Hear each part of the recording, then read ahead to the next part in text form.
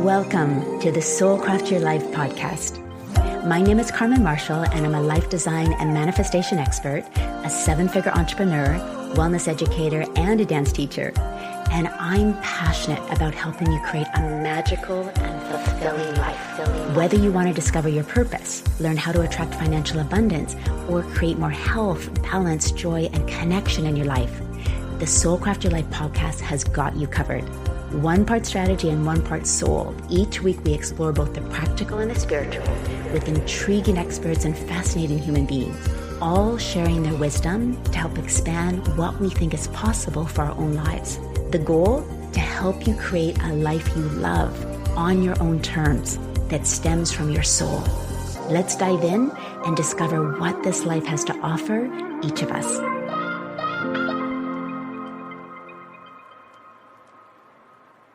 Hi, gorgeous souls. Welcome to episode 8, which is all about living a life less ordinary with Phil and Penny Kirk. Phil and Penny are two of the most fascinating, heart-centered, and genuine human beings that I've had the privilege of meeting and having in my life for the past 20 years. They epitomize creating and living a life less ordinary. Their years have been filled with the accumulation of experiences. They've been professional athletes, coaches, parents of 3 musician sons, and business owners, just to name a few titles. And by choice, they've moved 37 times in their 50 years of marriage in an ongoing quest for new adventure and letting go of attachment to stuff. From New York to New Mexico, from farms to monasteries, from construction companies to manufacturing supplements, from owning the Abominable Snowman Lodge to building an international network marketing team, they have lived a rich and varied life with a combined 80 plus years of experience in the pursuit of wellness, purpose, and what truly matters in life. I met Phil and Penny when I was researching what network marketing company I wanted to partner with after selling my first network marketing business. Over the past 20 years, they have not only been the best sponsors and mentors I could have asked for, but they're also two of my most favorite people in the world because of their outlook on life, their wisdom, their hearts, and honestly, every time I talk to them, they are always up to something new, unusual, fun, and mind-expanding. I can't wait to introduce Phil and Penny to you as we explore what it means to create a life less ordinary in livelihood, experiences, and a connected relationship of over 50 years. Important.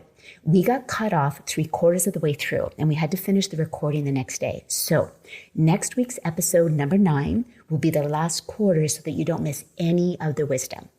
So don't be surprised when the interview just ends abruptly. That's exactly what happened. And we'll start next week where we left off. All right, let's dive in. So Phil and Penny, I'm so excited to have you here. I think you, of all people, just epitomize the idea of a life less ordinary and just what you've lived, like the livelihoods that you've chosen, the fact that you've been in relationship for all these years and are so similar in what you're looking for in life. And then also the experiences, like every time I talk to you, there is always something interesting going on in your life.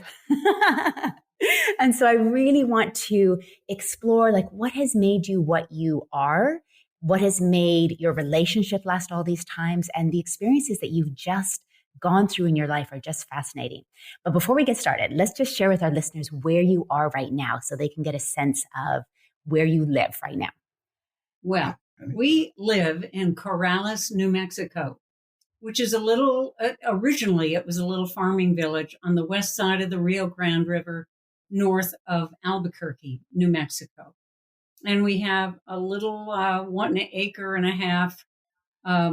We call it a mini farm. There are things growing here. We're rather new to it. You know, Phil and I, in our travels and in the life we've lived, we have rarely owned our own home. So this is a new experience for us. Actually, in the last 2 years, we decided to unpack for a while and grow some things.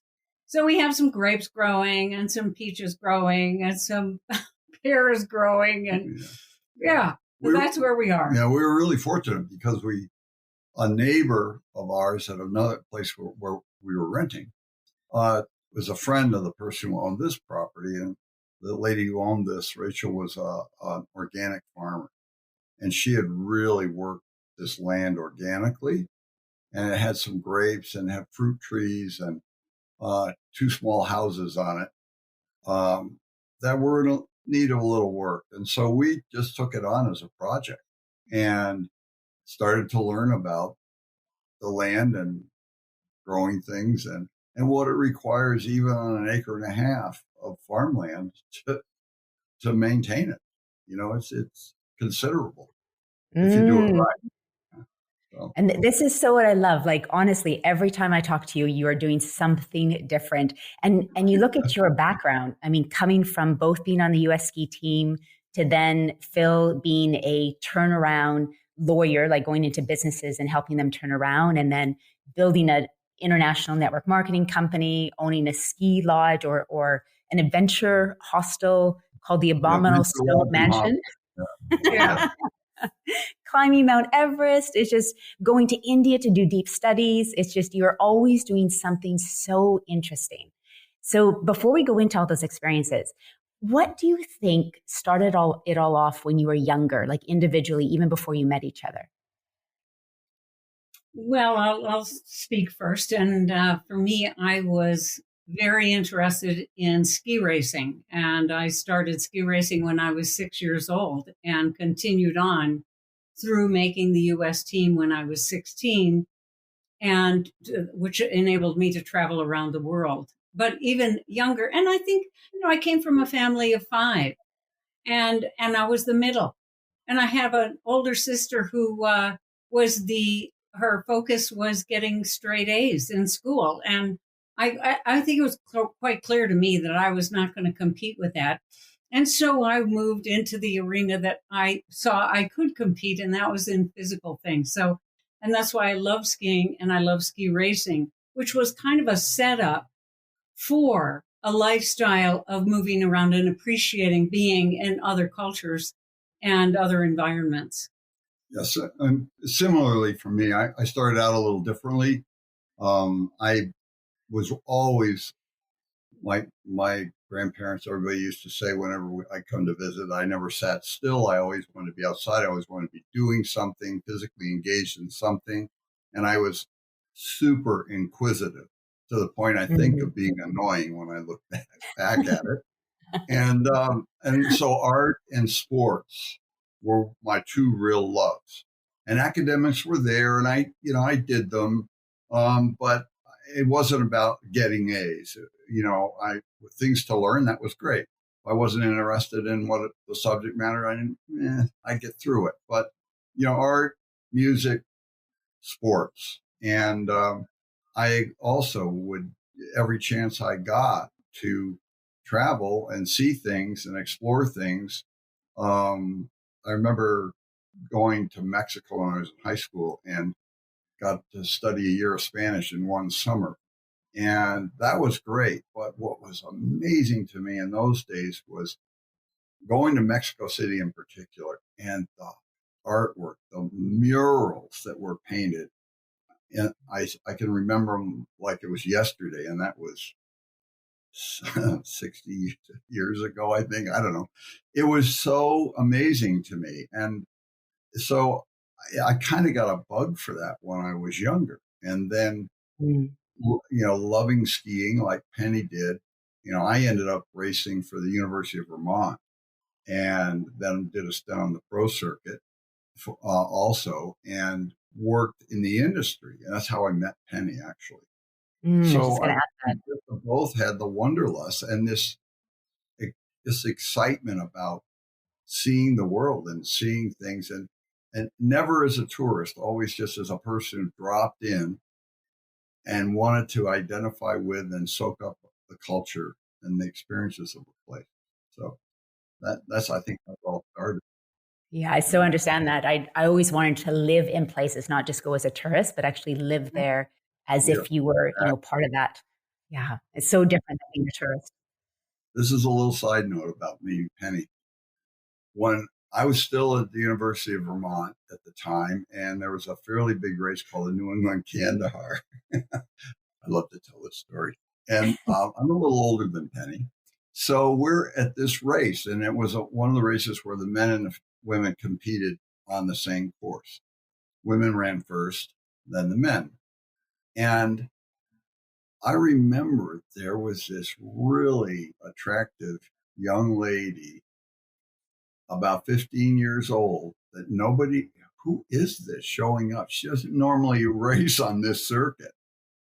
And she just blew everybody off the course, beat all the women by a lot.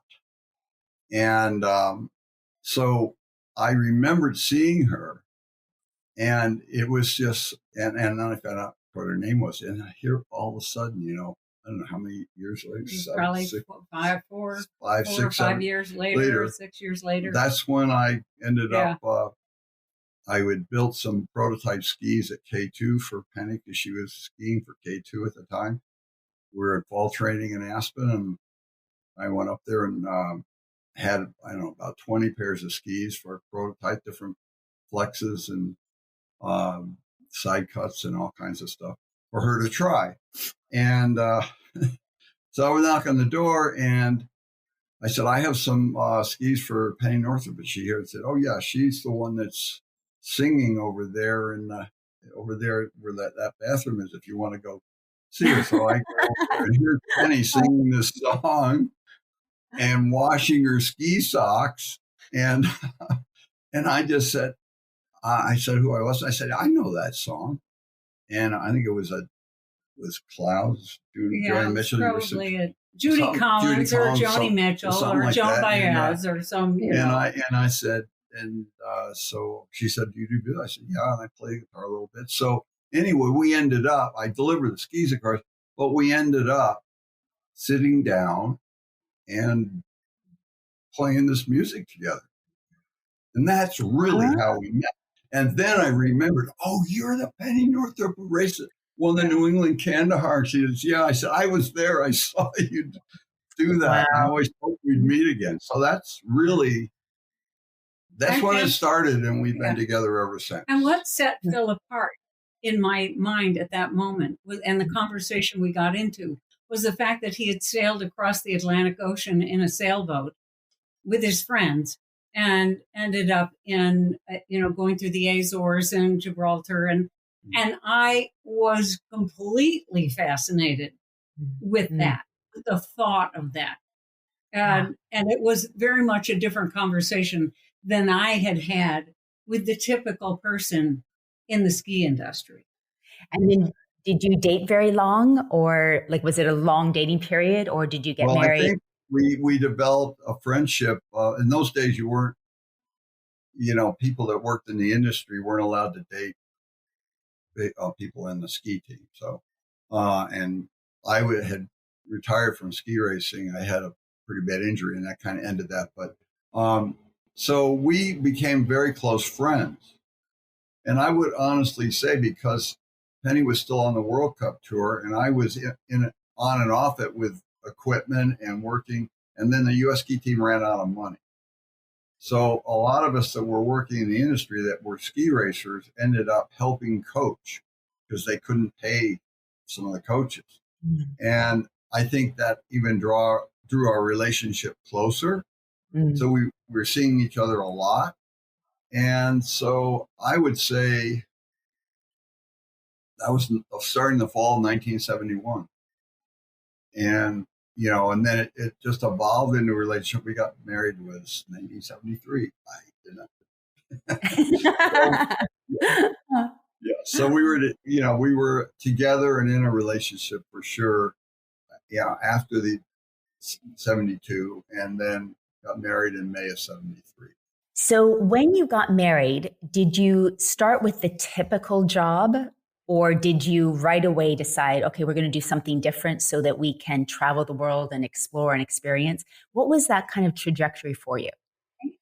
I think there are a couple of things that happened prior to us getting married that set the direction, actually, of our relationship.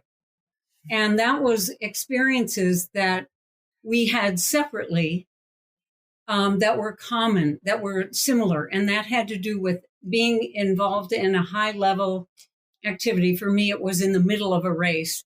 I had the experience of actually becoming a witness of myself racing.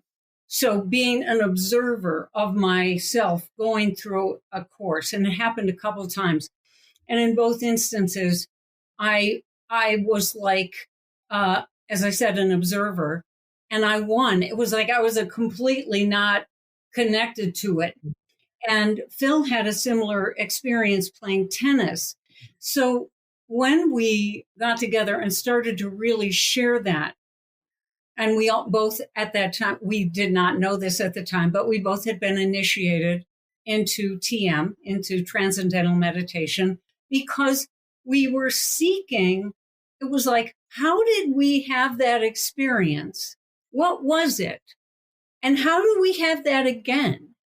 And so that's when we got married, that was very much a very big focus of our life, and seeking out teachers. So the first actual, 3 years of our marriage,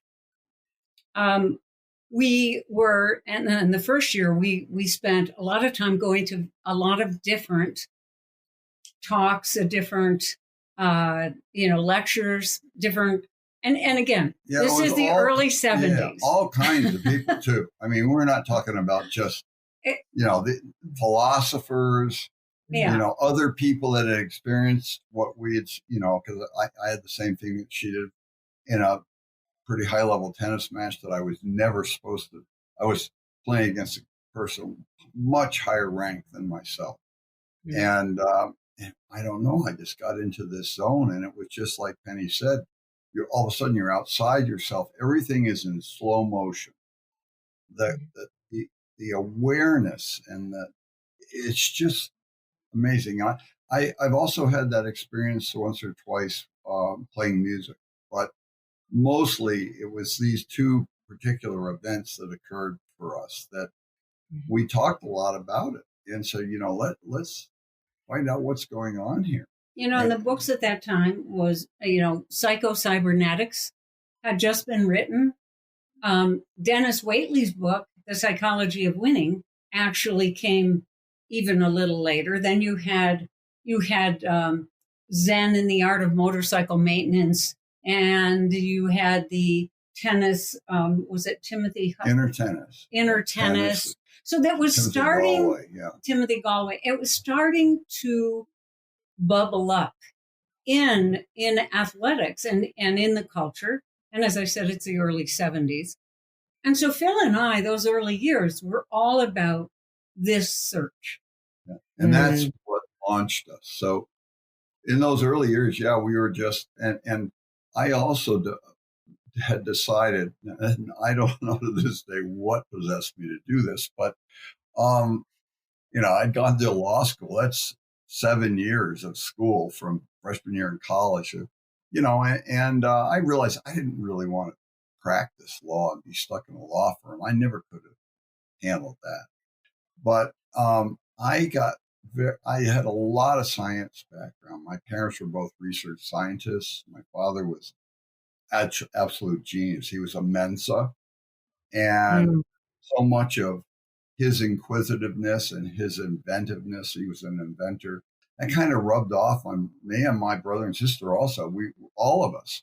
And my mother was absolutely brilliant. She was doing research with my father. So I began to I wanted to know, I got so interested in how this body that we occupy for a lifetime, how does it work, and how can we support it?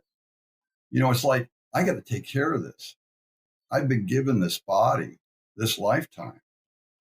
I want to know more about it. So I went back to the University of Vermont with Penny, and I enrolled, and I took biochemistry, microbiological genetics. I worked in a virology lab with these two people that were splicing,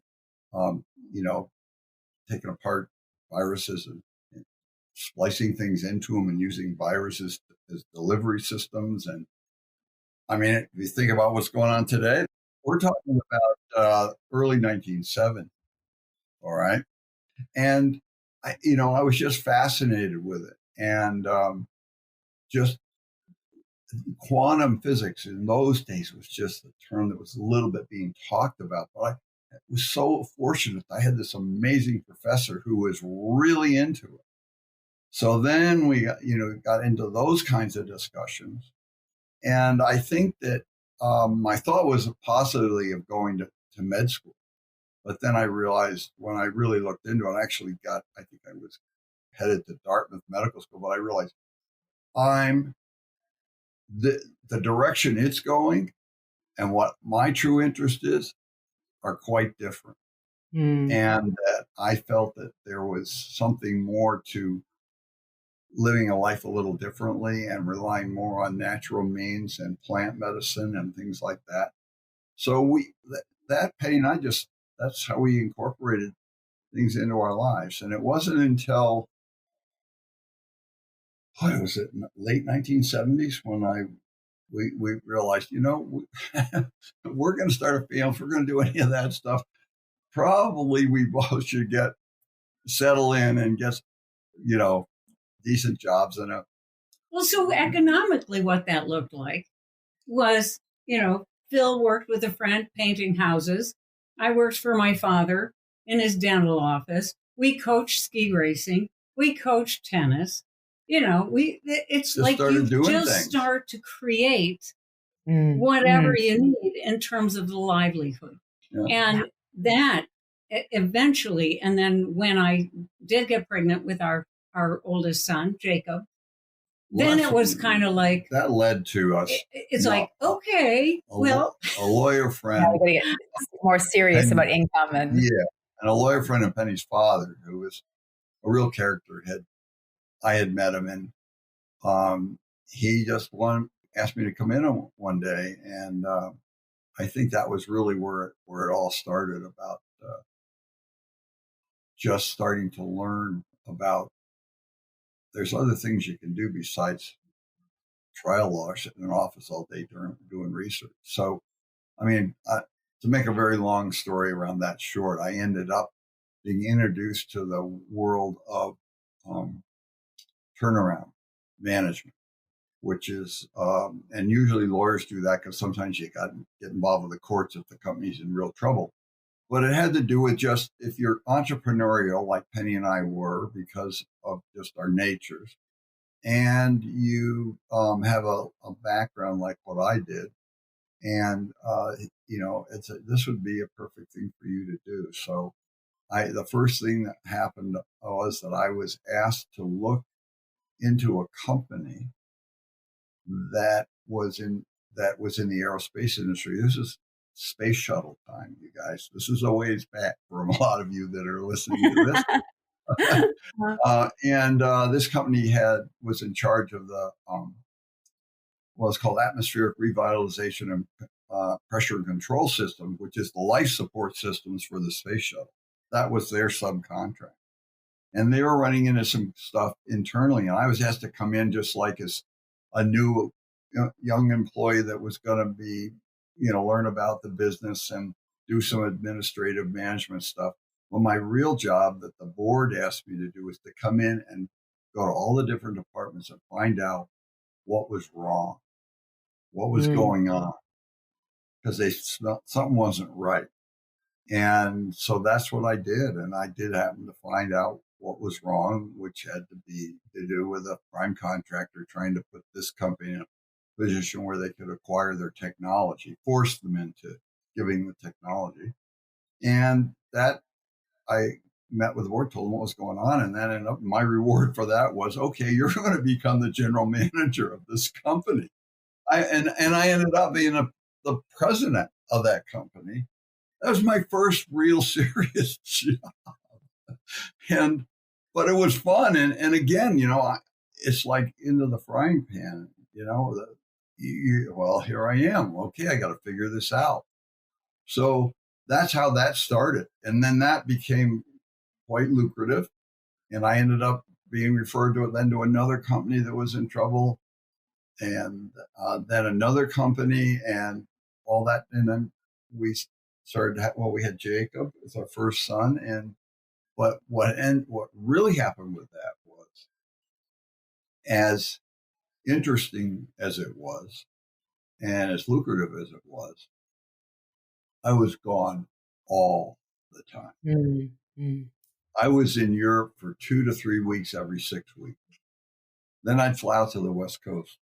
We were living in the East Coast at the time of U.S. And I was away all the time, and I was hardly even. I mean, I'd come home sometimes, and my son, he's growing, and he's looking at me, and it's like, who is this? Mm-hmm. And that was a very interesting time in our lives. Mm-hmm. And one of the people I was working for said to me one day, and I told Penny this. I said, I just was called into the chairman and CEO's office of this one company. And he is a very eccentric guy. And he wanted to offer me a job. This is a publicly traded company. He wanted to offer me a job as executive vice president in the office of the president, because he didn't want to be in there anymore. And he wanted to be in Europe, and he was into race cars and all kinds of other stuff. And he offered me this insane amount of money and a Ferrari to do this. The whole life. Penny will tell you, I came home and we had made an agreement around this particular situation. This guy said, Penny, if this situation ever looks like they're offering something where they're going to own me, like there's no way out of this, I'm in it. And I said, I want you to tell me. So I came home and told her what had happened. And she said, remember when you told me? She said, this sounds like it. Yeah. So the next day I went in and resigned. Wow. It was at this part of our life, we're still pursuing an understanding of our spiritual life. We're still, so in a way, it was a little bit schizophrenic. And so one of the things that I realized certainly is that, and the who Phil worked for, he's really being very, very, he was like a Howard Hughesian character. Yeah. He was like an understudy of Howard Hughes. I always like the term, men behaving badly on their big boats, men behaving badly, with a lot of money and a lot of power, traipsing around the world with, whatever. And so it was kind of like that. And the contrast, at one point, Phil would come back and we were living at my grandmother's house, which she had a farm. And so I'm tending chickens and I'm milking goats, and Phil's going off and he's driving Ferraris and going to these high-end hotels in Europe. And then he'd come back and he would be like, okay, now life back on the farm with Penny and the kids. Like, okay, now there's a reality check here. And you know what? I like this a lot better. Yeah. Even though it was fun to drive a turbo Porsche Carrera from Stuttgart to Salzburg and Salzburg to Marbella. That was like my route to deliver bills. This guy's car. Anyway, it was just a crazy time. It was a crazy time. Yeah. There's little experiences that help you figure out, what's important to me. Yeah, and it was that spiritual quest, that groundedness. And Penny and I had this sense real early on that we just had to trust each other with each other. And, and no judgment here, just trust each other with each other. Yeah. And that she could speak her mind to me and I could speak my mind to her. And when I'd see that something was, Penn, you better take a look at that. Or she, with me, was coming back from these things. And I'd tell you can't believe what I just went through in Marbella with one of the girlfriends and having to get her out of jail. And I said, I don't want to do this anymore. This isn't really what I was hired to do, but it is what it was turning into. Mm-hmm. And so many people I've seen have this happen in their lives where they get stuck. They get in a situation they can't get out of because they don't think they can. And they don't have a place where they can go or a person they can be with that can really allow them to express how they feel and then process things. And so I think that was super important for both of us. And I also think money plays a big role in, if you get used to a lot of money coming in, you change your lifestyle to that extent where the thought of not having it is worse than having to just alter your personal beliefs around what you're doing. Enduring, what's the bigger pain? Not having the money that you just have access to, or living with the pain of having to compromise who you are. Yeah. And that was really big, and we, Penny and I, money for us was just a vehicle to allow us to explore and to be on this quest wherever it was, and so anyway, that part of our lives kind of ended, and, in a good way. And so now what do you do? So what did we do? Well, we built log homes. We were interested in sustainable living. We were interested in natural materials and all that. So I started a company with Penny. We started a company building custom log homes. Now, I'd had a lot of help. My dad taught me a lot about woodworking, and all that was his real hobby, and he was very accomplished. And I remember as a little kid him building an addition on our house and designing, because he was, in addition to being a PhD chemist, he also had a degree in architecture. So it was a really unusual combination. It was very artistic in that way. And so I had these skills ruminating around in the back of my head, and I'd worked doing carpentry and stuff, for odd jobs while I was going to school. And so we started this business, and it was really fun and a completely different experience from what I did for a few years prior to that. So and then we were raising a family in a log home that we built for ourselves. And then we did that intensely for a few years. And then we realized that we had a real interest in learning more about health, learning more about, our physical things. We started to look at the world of supplementation, which we always had. I grew up with in my family of, my mom was always putting vitamin C in our orange juice. I mean, this was in the 50s. And we raised our own beef, and we had our own gardens. And my dad was a dentist, and he really understood the need for these kinds of quality foods to have a healthy life. So Phil and I started to look at that. And one thing that it led us to is to explore the study of macrobiotics. And at the time, that was in Boston, Massachusetts, with Michio Kushi, who was the head of the Kushi Institute. He and his wife had founded that. And so we became really interested in learning about macrobiotics and the understanding of really eating for what it is you want to do, the environment that you live in. And it made a lot of sense to us. So we upended the family and moved to Boston. And Phil, of course, as it's always happens in our life, would end up... I was studying macrobiotics. But Phil would end up with the key person. Yeah, and I got to know Michio. And then he asked me a little bit about myself, and I asked him what, I found out he actually was trained as an attorney himself in Japan before he ever came to the U.S. And we just got to start up a friendship, really. And he was teaching classes, and there were other people that were teaching these classes, and then he was taking cooking with Aveline Kushi. And so we just kind of developed that whole thing.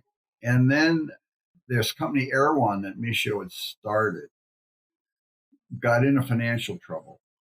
And it had to do with some mismanagement, not his. But one day Michio asked to speak to me. I came over to his home, and I was sitting there, and he started to tell me what was going on. And he said, you said you had some business background, and you used to fix companies when they were And I said, well, I did. Yeah, I used to do that. And he says, well, could you take a look at this for me? So next thing I know, I'm hired to turn around Erewhon. And we actually were able to turn the company around. And so in that whole process, again, I was able to kind of use skills, a lot of new stuff I had to learn for sure. And, Penny was right there. We just had our third son. And we were actually running a study house and living with, we had 3 people living in the house. So I learned the macrobiotic cooking. So I was cooking for the people who were living in the house along with our family, because they had a variety of physical issues that they were trying to work with using a diet. So every single day I was putting together a full course macrobiotic meal. And that was, and then, being pregnant and then having the child at home. And we went through that year with the deep dive into macrobiotics. Yeah. So and that was a process that was took a little over a year. And during that whole time, we became more and more immersed in macrobiotics, and I was literally with Micho every day. And I really began to understand what he really meant by macrobiotics. And I love to get this message out to people because it was so misunderstood. There was so much stuff about the number 7 rice diet where you ate rice for 7 days, all this crazy stuff. And it wasn't crazy stuff really, but I mean, for some people that wasn't really the true essence of it. It was what Penny just said a little while ago. Macrobiotics is essentially eat for what you believe and what you want to do in your life. I used to always say, if you want to play football for the Green Bay Packers, you better eat meat. And I mean, people would say, what did he just say? And, and we would, it was a variety of things. When it's cold out, and you eat differently than when it's warm out, and you eat if the area you live in where you can grow food, it's better to eat that way. And you needed to understand what your needs were, what your beliefs are around food, and what you needed and what you wanted to do in your life. And then that was how you built how you ate.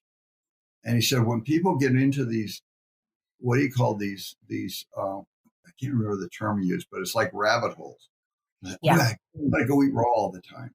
Or, only vegetables or only fruit. I remember the fruitarians were really big in those days. In the winter, they were sick all the time. Freezing cold, eating raw fruit. Are you kidding? So all those things were going on, and you could see how everybody, I don't fault any of those people because everybody was a pioneer in those days. Mm-hmm. We were all trying to learn what was going on. This is in the 70s. And we're trying to learn what was going on and what made sense. And the whole world, antibiotic world was being thrust upon the medical system and upon all of us, everybody. And that's when it was really starting to burgeon, and people were going, this doesn't feel right. This doesn't sound right. What should we do? And so people were experimenting. I mean, we were experimenting. And I think it was exciting. And all of us made a lot of mistakes. And but we really learned from the mistakes, probably more than we learned from our successes. So it was a very, very exciting time in the 70s and then into the 80s when after that was all done. I always felt when I was in the macrobiotic community that as I really appreciated their desire to eat really clean food and to eat more, balanced, not building everything around a meal around a steak and a few canned vegetables. We're talking about building a real diet. But one of the problems was that micronutrient deficiency. all these micronutrients that are constantly involved in all the biochemical reactions that take place in the body continuously, that you need to have those in a balanced form so the body can access them. So you're not substituting and creating kind of a out of balance, almost sometimes ill health situation. So I started to really, really study that. And again, background with my family and what courses I took after college, after law school. I got very interested in that. And I ran into a friend of mine at the time who was Canadian, and he was looking into the same thing, and got together and we formed a company called Advanced Nutritional Research. And, it was a startup. Here we were. And we started it up. We started to build this company. And that was 1980, I think. And then I ended up buying the company from my partner because he wanted to go do something else. And we had that for many years. I mean, 8 years, I think. And then got a chance to experience what it's like to deal with Wall Street takeover stuff and people trying to attack the company and take it over and all kinds of really, really challenging things. But we ended up selling and parting our ways in late 1980s. Wealth of experience in that world, probably. And it served us so well because we were, and one thing that Penny mentioned earlier, but through this entire journey that we've just been talking about, premier importance for us was kind of 4 or 5 elements of health. And that is, you got to get adequate rest, try to reduce stress, eat the healthiest diet you can, and supplement your diet. And exercise, paramount importance. And the level of exercise, what you did in terms of that, all had to do with, again, what you wanted to achieve. It's like following the macrobiotic philosophy.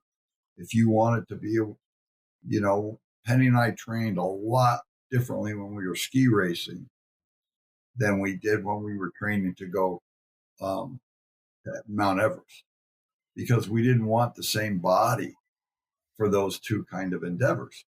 So that was always right there, that and a disciplined spiritual practice. I would say those two things, wouldn't you? Yeah.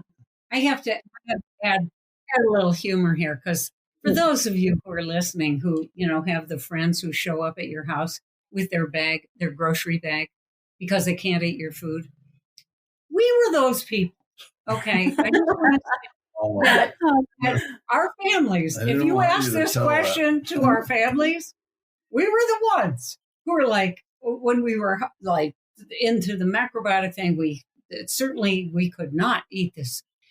And what happened is we started to recognize the limitation of the belief of what we were eating. Time for a quick commercial break. My 7-day free email course, 100K in 10 minutes a day for network marketers, is open. Yes, it only takes 10 minutes per day for your business and your lifestyle to grow easily. The Soulcraft way that I've been teaching for 20 years. You can accomplish more in the next 4 months, historically the best time to build your network marketing business, than any other time of year, by making your income recession-proof and by offering a pathway for others to do the same thing. I only open this free mini course every 1 to 2 years, so you do not want to miss this intake. And it will give you in-depth insight to my full 8-week immersion course opening in the 3rd week of September. My 7-day email mini course is 100% free, but it's only open for 7 days. So hurry to carmenmarshall.com/100K. The link is in the show notes as well, to get started with my quick, actionable strategies to build a 100K network marketing business with soul. Now, let's get back to the podcast. you started to realize that you could get so narrow in your belief. And we saw this. It's like sugar will kill you. Sugar will kill you. Sugar will kill you. And sure enough, they would eat sugar and they would get sick. So we started to experience this and recognize we live on planet Earth, and we live in a variety of cultures. They eat a variety of ways and how they balance their food. And if we just end up thinking that this was the only way we could eat, it was going to create serious limitation, not only for ourselves, but certainly for our children. Yeah. And then we also learned, I think, a fundamental lesson too about food and food preparation, and in all the different countries we've been in the world and homes we've visited and meals we've shared. If the food is prepared with love and it just changes the energy of it. Everything. Yeah. Everything. Yeah. How you eat it. Like, do you eat it slowly? Do you eat it family? So many of the things that we learned about ourselves was that we had, I call them misplaced beliefs. And I heard this wonderful little saying, there's his name. I think he's called the Sod Guru. Have you ever heard of him? Yes. Yeah. I love this guy.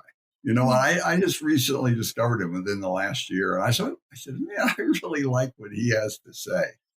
And he talked about, someone says, well, I believe this, and he goes, do you know what the difference is here? Do you know it or do you believe it? And he said, believing something isn't knowing something. Mm-hmm. He said, there are very few things you really know. You know you were born, for sure. You know you're going to die because you've seen it happen enough. But everything else in between, could it be that it's your beliefs, and the more intensely you try to justify a belief, that it becomes more and more intense, and then you mistake it for knowing. And I just loved he didn't say it exactly that way. He said it probably better than I did, but it really has been an interesting thing for Penny and I to reflect back. And then in going forward with our lives is do I believe that? Do I know that? Do I really know that? And that kind of took us to, again, another way of expressing, let's say, in a spiritual context, what's important in life. And, it's better to stick with the knowing and know that you're probably the sum total of your beliefs at any moment. That's what's expressing you as a being. And so be really careful what you believe in. And is there any need to actually fortify that belief with a level of intensity where you're in conflict with someone else who doesn't share that same belief? And of course, we're seeing enough of that around the world right now. So that I think is some for it's small in one sense, but it's huge in another sense. That difference between believing and knowing. So and I think sometimes throwing ourselves into these different things helps us really know and then relax as well. Like going deeply into macrobiotic, or I went deeply into raw. And by going deeply into something, you really start to understand and know, but then you can loosen and say, okay, well, actually, I want to be eating meat here, but I sometimes I think you have, and I've seen you guys do this as well. Like you go deeply into panchakarma, you go deeply into this, but then you come back and relax and you're then studying something else. And your worldview just has so much room and so much expanse. But I think it's also because you've gone deeply into something. Yeah. When you can expand your view, it's so much more relaxing. It is. It's so much easier. Your level of acceptance Yeah. And you stop taking yourself so seriously, Yeah. And I think, but when you're young, I think taking yourself seriously may be a necessary part of. Like a rite of passage. Yeah, I think it is. Yeah, It's yes, exactly. Yeah. Exactly. Yeah. And I recently heard a quote that what you resonate with, you invest in. And I really like that because that actually speaks volumes to us about how we've lived our life.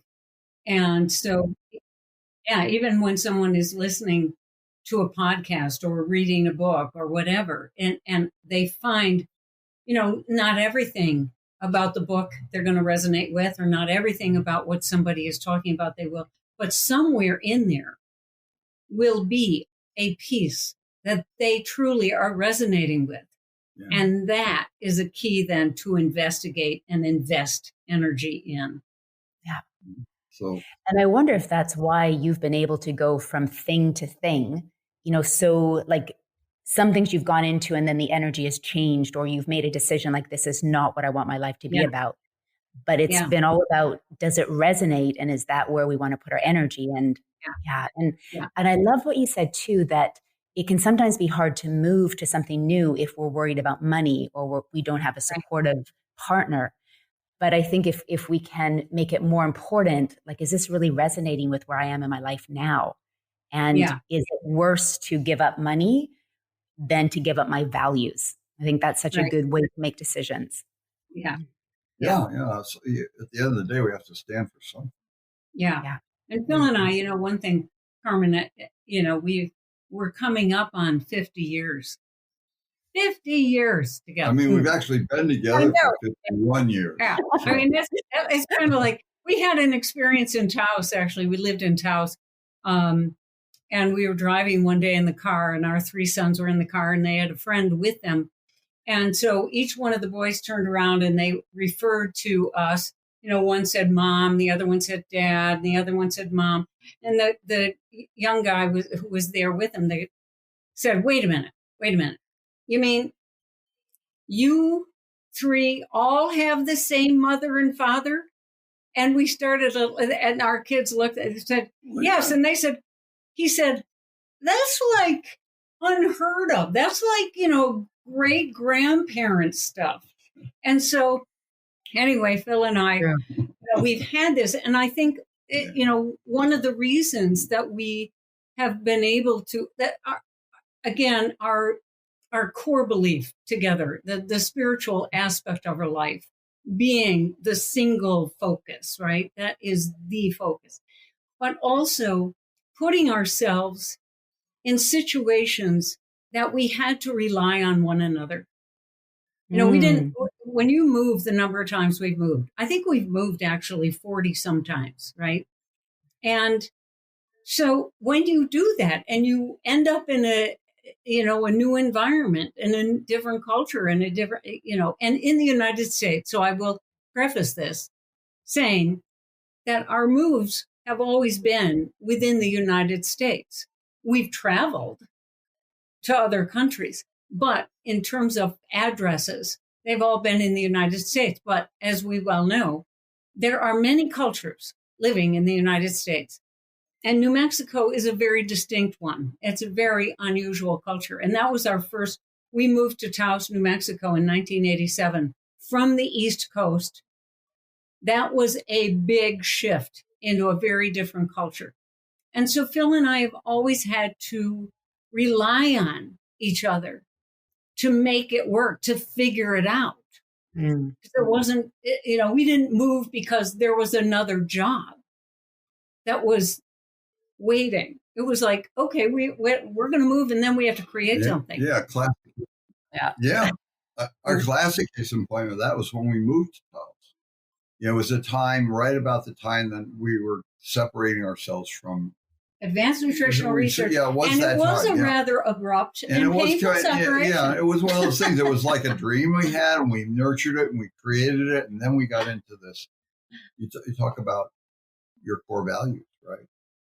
The reason I left that business was we got into a disagreement with the venture capital firm that was funding us about cheapening the products in order to increase the margins so the company would look better for a public offering. And I just said, the reason I started this company, and I said, the reason why most of my customers are physicians, healers, naturopaths, a huge group of them, was because they knew the quality was there and I wasn't compromising the bioavailability, the ingredients, the manufacturing process. And yeah, they were a little more expensive. And margins were a little, but I said, we were building a wonderful business here and one that would sustain itself if you just let us alone. So we got into that, and we got into a real standoff on this. And so then they brought in a group of guys to try to take the company over.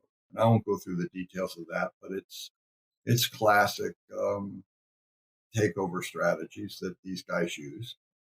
And so I just said, I'll walk away from this before I'm going to be part of something that compromises and could affect the well-being of so many people that were trusted our reputation for providing these products. So that's when we left. And and Penny said it was a little abrupt because they wanted me out of there as soon as they realized I wasn't going to play ball.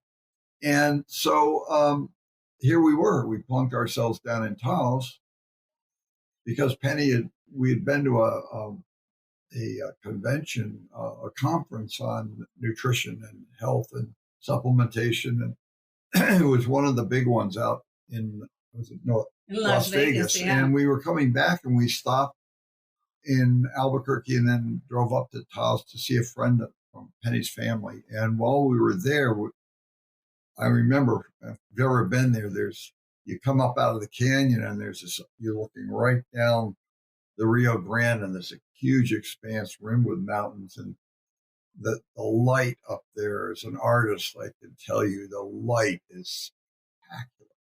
And we just hit it at that moment. And Penny just said, I think I want to live here. 6 weeks later, we lived there. Yeah. 6 weeks later, we moved back, told them we were moving there, packed everything up. The boy said, do they speak English out there? They were all young. Got to show on the map where it was. So anyway, we ended up out there. So now what are we going to do? So we ended up looking around and taking our time, and we bought a house out in this little outside of Taos. It was a very unusual house that had been built by an abstract expressionist artist from the East, from Greenwich Village, and he'd moved out there years ago. It was famously known as the Umbrella House, and it needed work. We bought it and moved in, and then, okay, what are we going to do with our lives? Well, the real estate agent who had helped us with the purchase, we became real good friends with, and I said, I got to figure out something to do now. She says, well, I just might have something that's interesting to you too. And it was this place called the Abominable Snowman Adventure Lodge. And that's the literal name.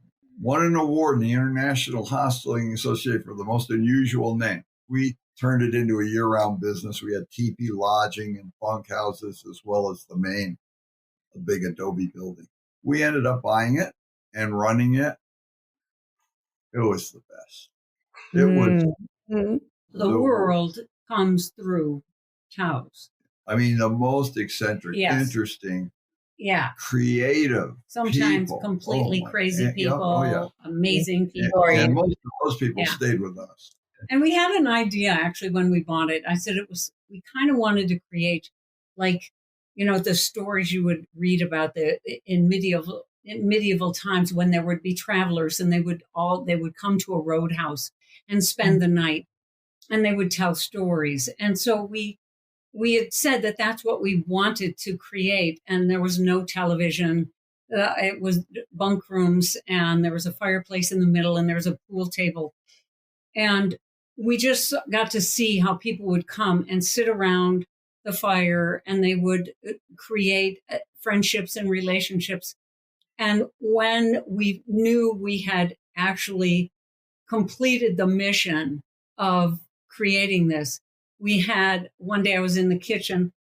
We did a lot of cooking at that time.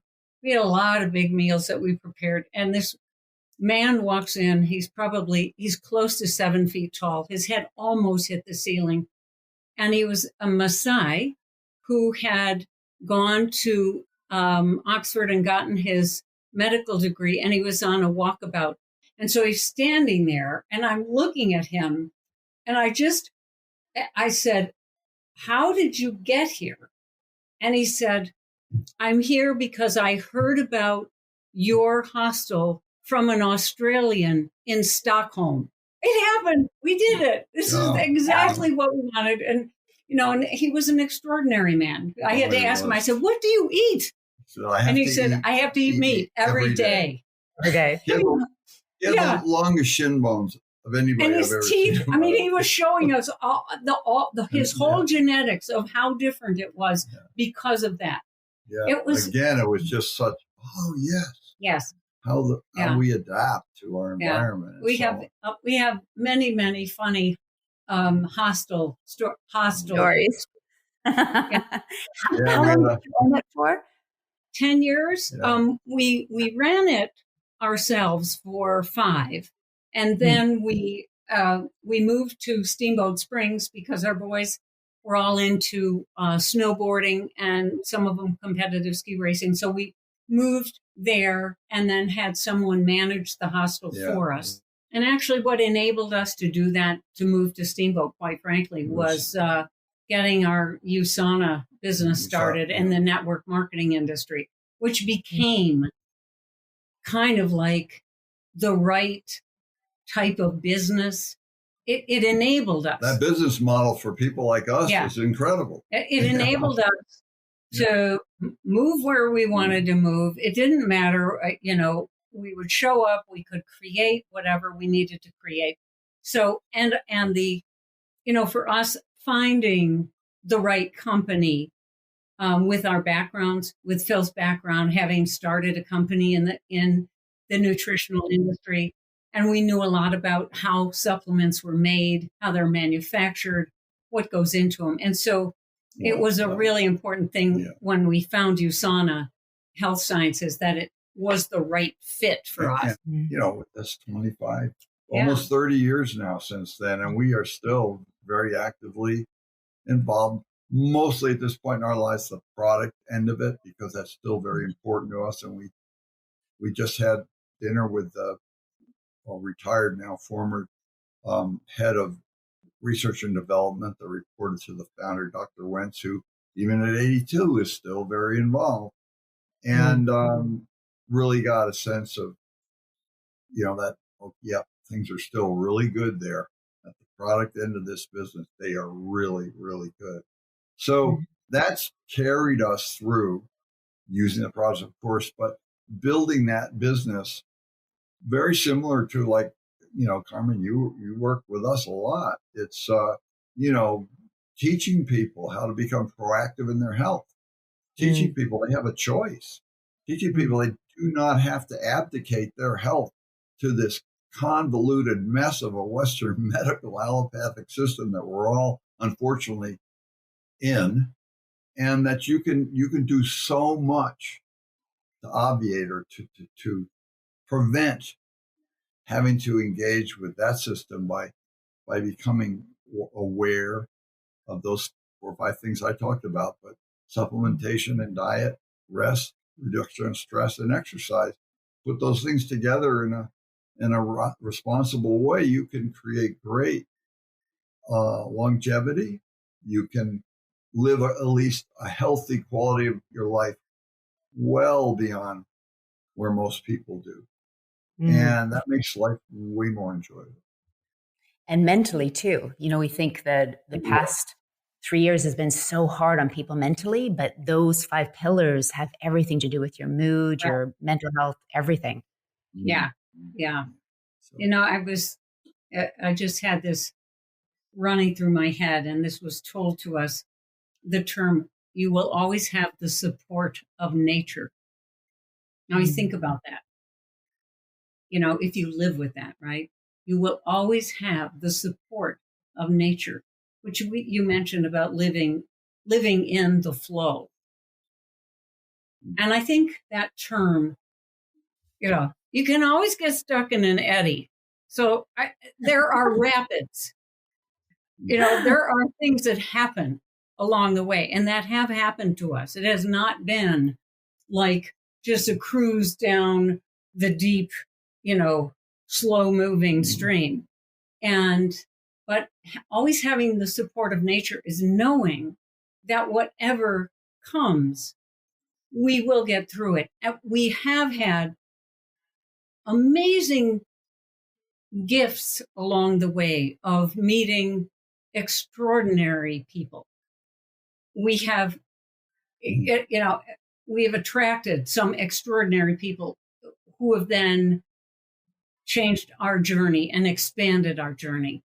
Starting with a man named Swami Bhashyananda, who was from the Vedanta order of monks. He was out of Chicago. And Michio Kushi. I mean, meeting people who not just lectured, but they lived. They lived what they taught. The tongue in their mouth and the tongue in their shoe was absolutely saying the same thing. That right? whole thing about who's doing the talking. Yeah. The tongue in your mouth and the tongue in your shoe. And if you keep saying you're going to go right, but you keep turning left, it's the tongue in your shoe that's really talking. And so, and then we met Dr. Pankaj Naram and a woman named Marian Zakarin.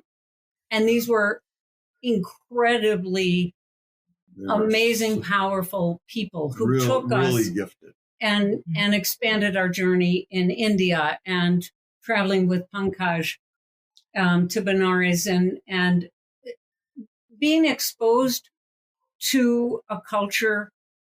We had a moment of, he had his young son with him. So we were in the burial ghats along the Ganges River, and he was there and they were burning the bodies, and Pankaj was educating his 9-year-old son as to how you correctly burn a body and how he is going to have to do this for his father. So Phil and I got to be the 9-year-olds along with his son, hearing these words and understanding this from their culture. And realizing that those fires have been burning for over 2,000 years. I mean, it's just continuous. And there are family lineage. Yeah. There are people there whose entire lineage traces back that far. They are the fire people. Yeah. They are the ones that burn the bodies. They're experts. Yeah. Or then the families that bring the wood. The wood gatherers that bring the wood. This is a system that has worked and continued, rain or shine, winter or summer. It doesn't matter what was going on. And it's continually going on 24 hours a day. And we just, had this opportunity to see it through those eyes. Yeah. To not be the tourist who's standing outside, but to be inside, standing next to a fire, listening to the sounds. Really watching the whole process. Yeah. Watching them put ghee on various parts to increase the heat. And I mean, in our culture, that's just not part of our culture at all. No, it was, you're learning, there's a very definite process involved here. And the sounds it's just going through my head right now. The bodies that are wrapped beautifully and to die in Benares or Varanasi, they call it, and to be burned, cremated there and then have your ashes spread on the Ganges is the height of the cultural beliefs of much of India. So that's continually going on, and they're set up for that. This is a big area. There are lots of fires here. And so we we were able to stay at an ashram that was just above it. And then we came down at night and walked right into this where we were invited, and were able to stand literally next to the funeral pyre, as close as you could, except for the heat, and then watch how so respectfully and lovingly everybody involved was cremating the body. It wasn't like sticking them in a furnace like they do over here. I mean, this literally was a beautiful ceremony. But along with that were the agoras, which not a lot of people know about, that were in there, that were over an edge, and they were bathing in the ashes and chanting and doing these amazing rituals. And there, of course, goats and cows and walking around, and bells and more chanting, and then in the early, like 4 a.m, when the first light, the monkeys start screeching, and it was just this saturation of sound and experience, just tactical smell, everything about it. It took us out of anything we had ever experienced in our lives, in the cultures that we grew up in. And I think that was profound for both of us. That particular day in our lives, talk about moments or events in your life, because it didn't end there, Carmen. Then we went to visit the Agora monk. And can you explain, because I don't think everyone knows the term Agora, can you explain what that means? Well, how it was explained to me, there are 108 paths to God. There are 100 or 104 right-hand paths, and there are 4 left-hand paths. And the most severe or extreme of the left-hand paths is the path of the Agora. And it's almost, their life is the antithesis of what you would think would be spiritual. Mm. They are very, very beyond eccentric is what they are. Mm. And, but highly spiritual, and they learn how to control nature, meaning they can interact with nature in a way. That's one of their big things, is to be able to single out a bird that's flying in the air, and through some way of communicating, the bird come and land, a wild bird, things like that. And so I met 2 Agoras. One was at Dr. Naram's clinic it was the one that was off Swami Vivekananda Drive. It was in Mumbai, but I'm trying to think whether it was, that movie Slumdog Millionaire? Yep. Well, Dr. Naram had a clinic in that slum. Free treatment. Penny and I were in that clinic, worked in that clinic when we went over there. Amazing. Knowing that you've been together for 50 years, what would you say is the key to success in maintaining a really connected relationship for that long? Because we don't see that much in today's world. People get divorced much more. And your story of the friends of your kids saying it's so unusual that you have the same parents. So could you share for listeners, what you feel really helps with staying together, but staying connected? I mean, it's one thing to stay together, but you want to stay together, being connected, best friends, on this journey together. Yeah. I think one thing we get asked that question a lot, Carmen, and it's a hard thing to answer. We've had to rely on one another. Yeah. We've had to rely and trust one another, that we can do what needs to be done in order to move in and live the life that we've lived. And at the end of the day, knowing that no matter what, our particular commitment and knowing that the direction that we ultimately are going is one in a spiritual nature, then everything else takes a back seat. And yeah, are there times? Of course there are, right? But at the end of the day, it is a well, life is a spiritual journey. Yeah. If you cut away everything, that's what it is. You can call it whatever you want to call it. We're moving moment to moment to moment to moment. And you're either living in love or you're living in fear. And you can really break it down just to that. Every expression of your existence that is not love is founded in fear. We've been told that by so many what I consider sages or highly evolved beings. And we have that choice to regard that. So if I see, I say, I love Penny. I can't even tell you how many ways, but the most important way is that that connectivity and that respect of, that heart centered. And over the years, we've just kind of, we are individuals. Yes. We are individual expressions of something that's unified. We're just human beings on this earth in this particular cycle, in this time, this lifetime. We're in these bodies and we're here to evolve and to learn. Yeah. Life is experience. The Buddhist says life is a struggle. Well, you could say it is, but if you're up for the challenge of that struggle and you can make friends with it, be with it instead of in conflict with it, with the struggle, then you can move through your life. And I think, as Penny said, we're partners in this. We're inseparable partners in this. And we made that commitment. And it's not, in sickness and health and all that. Yeah, okay.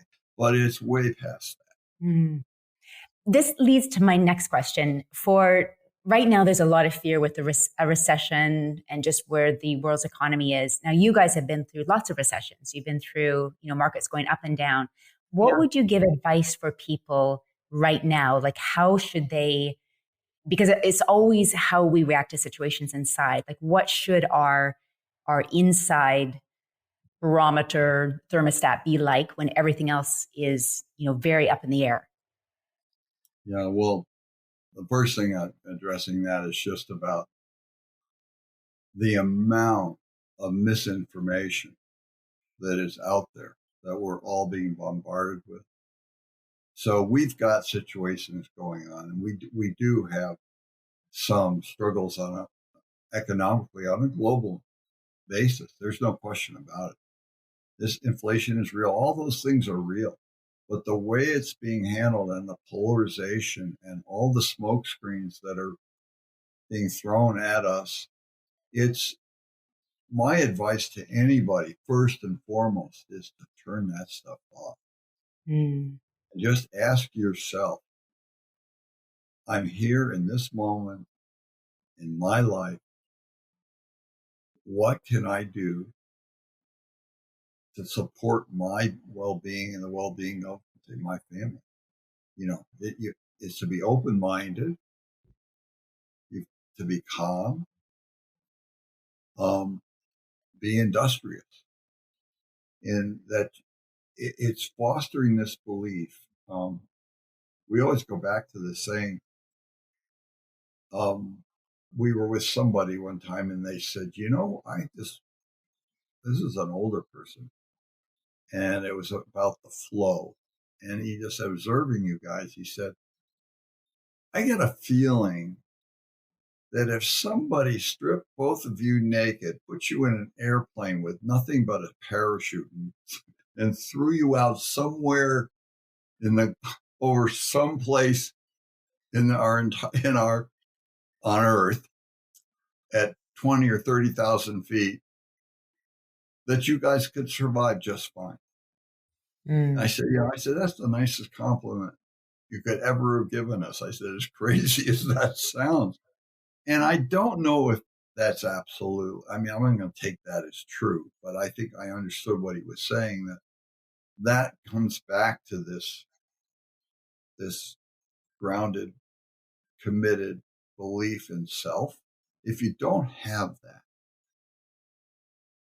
and you're not, and it's really hard to believe, and that belief in self has to turn into a knowing, a self knowing. Mm. And so if you can get there, then nothing can affect you in it. I mean, literally, it's hard to put in words, but it's very philosophical to talk this way in a world that, on a very seriously material way, is changing at a rapid rate. And I'm 78, so I've seen a lot of different things come and go in almost 8 decades on this planet. And this is a real challenge, what we're going through now. But it's also a time where it's hugely exciting. There's tremendous energy available. Barbara Marx Hubbard was always my favorite, one of my favorite quotes from Barbara Marx Hubbard when they had dropped the atomic bomb. And she said, "What good can come from all this energy?" And so right now, there is a lot of energy. It's a lot of chaos. There are books written, The Courage to Create was written about and talked about the period in an artist's life just before they finish a piece. It feels like total chaos. It's total chaos. There's a wonderful story. We just got this book, From Strength to Strength, Arthur Brooks. He had a great story about the fisherman who when he was a young boy, the fisherman said, "Cast your line when the tide has going out," and he said, and then it's coming in, it's got the most turbulence, right? He said, it's where the most activity, and it's dredging up all of the algae from the bottom. And he said, that's when it's the richest time. And so we're kind of in that period right now, where all of this stuff is being dredged up and bubbles are coming to the surface. And to me, I think what we can do is really observe our own self in terms of how we're reacting and responding. And when we feel ourselves start to contract, we just simply know that's a fear response. And that's not going to get us anywhere, right? It's just what it is, a fear response. And if we can learn to accept that and let it go, allow it to go by. And also we had one of our periods of time, we had to do some training, some fairly intense training with work that we were doing with our family. And one of the leaders of this particular personal growth program, she said, "I want you to take your hand." And she said, "Put your hand in front of your face. And your hand is now going to talk to you. And your hand is going to say, that's not fear. That's excitement." Because those two feelings are very close. They feel very similar. It's just that when you're a competitor and you're in a starting gate, you feel like the adrenaline can feel so bad that you feel sick to your stomach. And all of the energy, it's like you feel like your legs are lead. And it's this incredible moment where, it's like Mel Robbins, right? It's the 3, 2, 1, go thing. When she said it's a countdown, because something happens when you get to 1 that makes you move. And so it's like that right now. And again, it's, walk outside and look at the tree. It's still there. It hasn't changed. And I think it's cycles too. I saw this great quote where it said, a typical bull market is 8 years and a typical bear market is 2 years. like over and over and over.